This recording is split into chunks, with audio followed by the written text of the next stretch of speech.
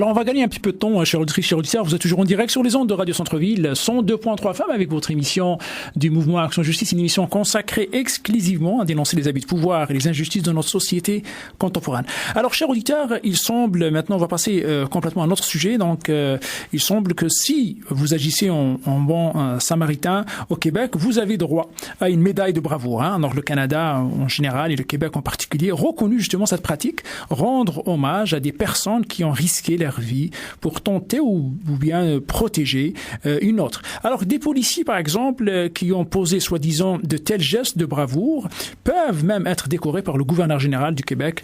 Excellent et encourageant.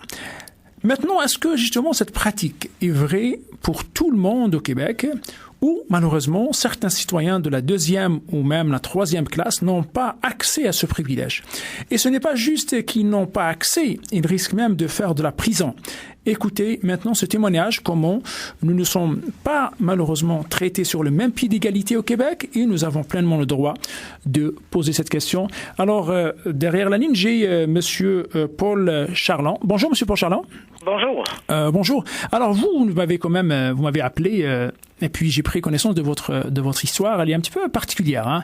Alors, pouvez-vous nous expliquer qu'est-ce qui est arrivé et en quelle date l'incident?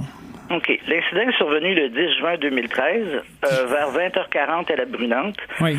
C'est que j'étais au coin de... C'était à quelle heure? Vers 20h40. Pardon, 20h40, excuse-moi. Okay. Je revenais du parc avec mon chien, du parc de la Merci, en face de chez moi presque. Et au coin de Pointe-Carré et de Salaberry, j'ai entendu des cris. Qui venaient d'un bloc appartement. Vous avez entendu quoi? C'était 2 jeunes ados qui étaient en train de se faire agresser et qui étaient paniqués. Okay. Alors, moi, j'ai vu un homme de 6 pieds 4 environ à travers des branches parce qu'il y a un arbre et des buissons qui cachaient complètement la galerie presque. Je suis allé sur place et là, j'ai laissé mon chien et je suis allé voir l'homme, mais l'homme, je l'ai agressé, ça veut dire que je l'ai poussé pour qu'il puisse lâcher les 2 adolescents. Alors, vous avez entendu, vous avez entendu des cris, donc vous êtes agi comme un bon samaritain, si je me trompe pas. Et vous êtes allé, est-ce que vous connaissez les personnes qui étaient sur le lieu? Non, je les connaissais pas. Alors, vous étiez attiré par le son, quoi, par les cris. Non, pas du tout. Je ne connaissais pas, ces personnes-là. Oui.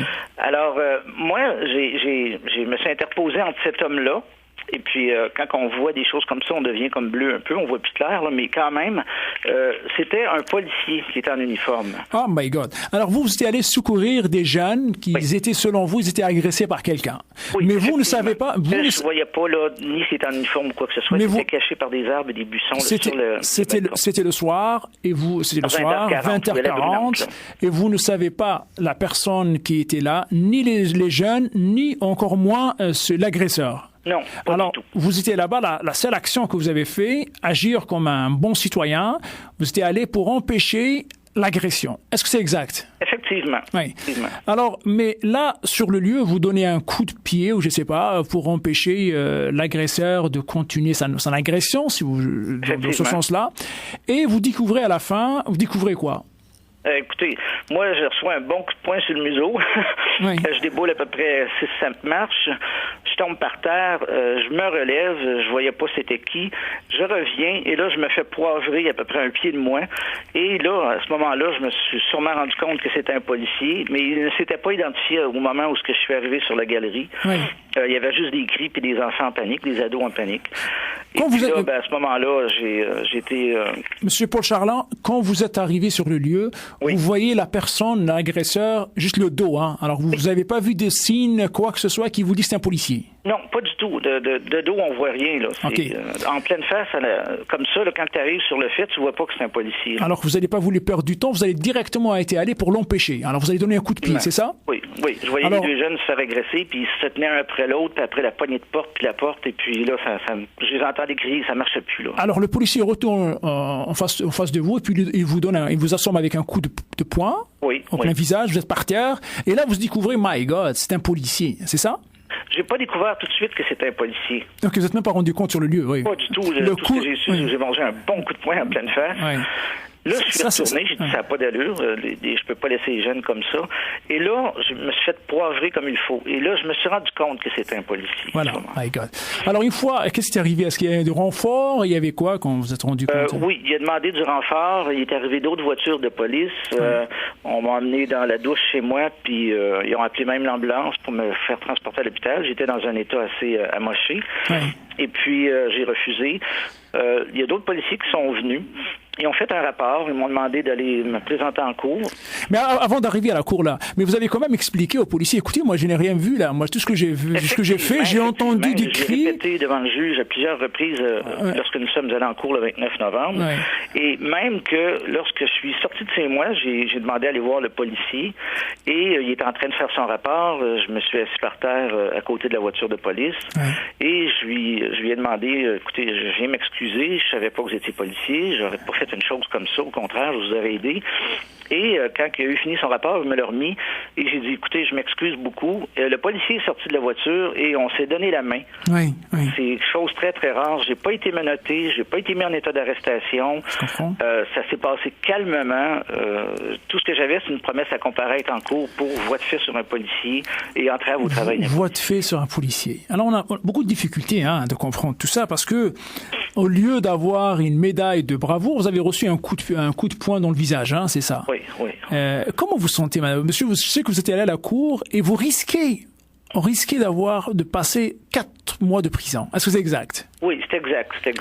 Je peux pas dire que moi j'ai un dossier vierge au niveau de la... Non, mais c'est pas ça. Loin de ça. Là, ne mélange pas les choses. Là, on reste juste sur l'incident qui était arrivé. Alors, vous avez agi comme un Samaritain. Vous étiez n'importe qui à votre place. Il a entendu des jeunes qui demandent secours. Alors, vous avez fait votre devoir de citoyen. Oui, effectivement. Et je peux même vous dire que c'est pas écrit dans le ciel. Quand je suis sorti de la cour, juste une anecdote, j'étais sur le quai du métro le 29 novembre au soir, en après-midi, et il y avait une personne, un homme qui était assis en état d'ébriété, et qui a commencé à vouloir agresser une dame de 75-80 ans. Vous avez agi aussi, j'imagine. Et la dame est venue en arrière de moi et je me suis interposé entre la dame et le monsieur, et j'ai dit au monsieur, je savais pas s'il sortirait un couteau ou quoi que ce soit, il était agressif, mais je me suis encore une fois interposé, j'ai pas hésité une minute, et j'ai parlé au monsieur, je dis allez-vous-en, laissez les gens tranquilles, et la dame m'a regardé et elle me dit merci beaucoup monsieur. Alors c'est des choses qui n'est pas écrit dans le ciel, mais quand on a le cœur à bonne place, je pense qu'on n'hésite pas à prendre secours. Monsieur Charland, Monsieur Charland, c'est comme ça. Monsieur Charland, pour vous êtes en train de me dire c'est une réaction naturelle.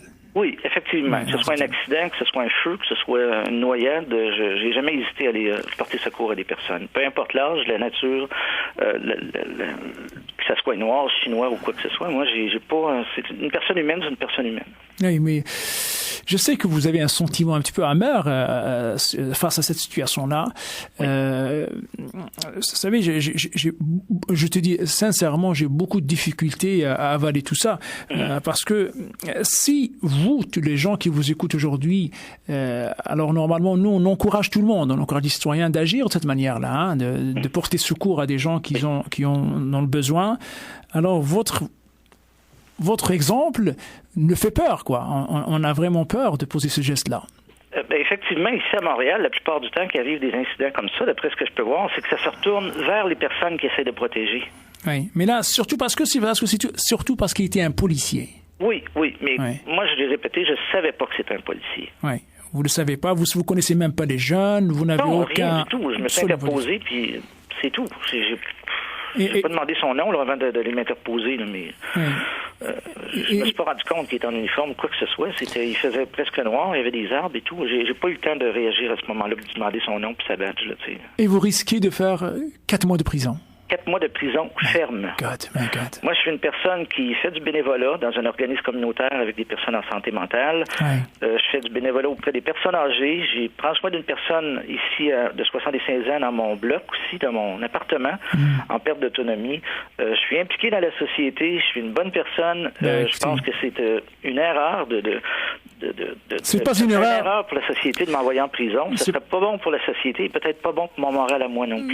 Monsieur Charland, c'est pas une erreur, c'est une catastrophe. C'est une honte, tout simplement. C'est une honte. Et vous, votre cours, vous allez passer à la cour devant le juge quand? Le 20 février à 9h30. Fin février à 9h30. Oui.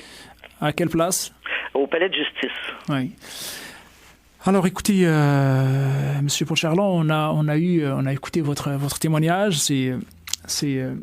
C'est désolant, hein, vraiment, c'est désolant. Mais malheureusement, j'espère que les gens qui nous écoutent ce matin peuvent au moins agir dans ce dossier-là. Alors voilà, avez-vous quelque chose à dire pour les citoyens qui vous écoutent? Est-ce que vous encouragez de continuer à... Ben, écoutez, moi,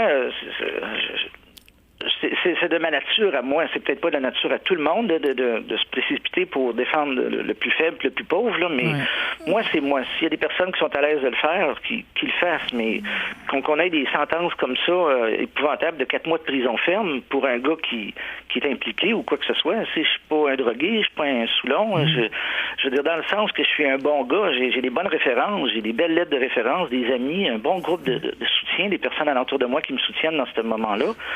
Et puis je me dis, bon, ben s'il y a des personnes qui ont à cœur de défendre quelqu'un ou de quelqu'un qui craserait sans connaissance devant eux autres dans le métro, il y a bien des gens qui vont passer à côté puis qui s'arrêteront pas. Moi, je l'ai déjà fait sur la rue pour une dame qui était tombée sur la glace. Ça faisait une demi-heure qu'elle était là, puis elle avait la hanche cassée. Mais monsieur... Alors, j'ai des exemples comme ça, puis j'ai des lettres de référence. Ça a été de ma nature toute ma vie de faire des choses comme ça. Monsieur Paul Charland, je sais que c'est d'intérêt public. Hein. Est-ce que vous avez essayé de communiquer ou tenter de communiquer avec des médias Oui. Et pensez-vous qu'il y aura au moins des articles, on va lire des articles sur vous parce que quand même, c'est particulier. Hein. Je vous dis sincèrement, c'est particulier. C'est possible. Je dirais pas les médias, c'est quelque chose d'important. C'est que j'ai appelé un journaliste, un média très important à Montréal, et il m'a dit, dépendamment de la sentence, moi, je voudrais avoir des nouvelles de ce qui s'est passé. Puis, je suis en train d'écrire une lettre pour les médias aussi, justement, s'il arrive quelque chose. Alors, les médias, ils attendent que ils vont vous passer derrière les barreaux, c'est là qu'ils vont réagir, c'est ça? Effectivement, je pense que ça va sortir encore plus. Monsieur Paul Charland, je vous remercie énormément de votre témoignage de ce matin et je vous souhaite bon courage. Je vous remercie beaucoup. Merci d'avoir pris la peine de m'écouter. Merci bien. Au revoir. Merci.